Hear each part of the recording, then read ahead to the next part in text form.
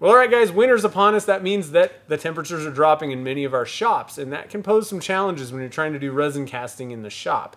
So today's quick tips video is going to kind of cover a few things that you need to know about cold weather and resin casting and temperatures and all that kind of good stuff. So let's get started.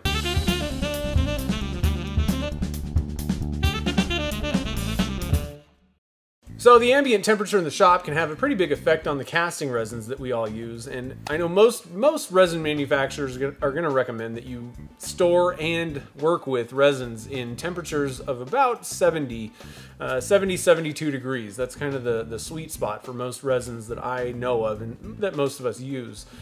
Now, for storage, I really wouldn't recommend storing any kind of a casting resin in temperatures below 50 degrees. I think that that's kind of the limit for me that I would recommend.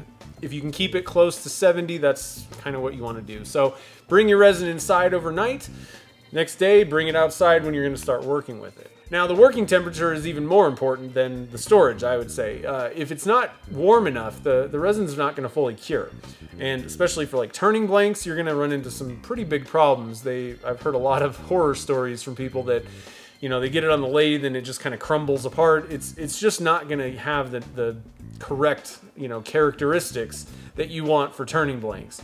So when you're working with resins, if you're in a garage shop that's not, you know, climate controlled overnight, first thing I would recommend is go out into the shop and heat it somehow. Get it up above 60 degrees. I really wouldn't recommend casting any type of resin below 60, and some casting resins are a little bit more susceptible to cool. They really need to be in a higher temperature. So heat up that shop to as close to, you know, 70 as you can get it. Then go get your resin, bring it in, you know, from inside and do your casting. Now, the other thing you have to think about is, you know, once you get it in the pressure pot, if you're using Alumilite, let's say, or whatever, you get it cast, you can't leave it in a place where the temperature is going to drop. So if you're working with Alumilite, you know, like clear, regular set, you can get those blanks out of the, you know, pressure pot in about an hour usually. Bring the blanks inside, bring the whole brick inside the house and let it cure, because most resins are going to have at least a minimum of 3 days to about a week until they're fully cured. And if the temperature drops down to like freezing at some point along that path, you're going to have some problems with the curing. So bring them inside, let them you know, stay in the warmer temperatures while they're curing, and you're going to be a lot better off. Now, the other thing I want to mention is in the colder months, when it starts dropping below 70 degrees, you might notice the resin is thickening, especially Alumilite clear.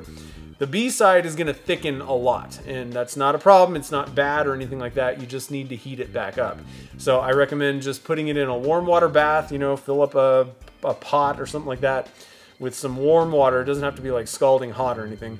Put your jugs in that pot and let that temperature of the resin kind of warm up, and it'll thin out. So it's not a big deal. And that's kind of the case for most casting resins. They're going to thicken up a little bit when they get cooler.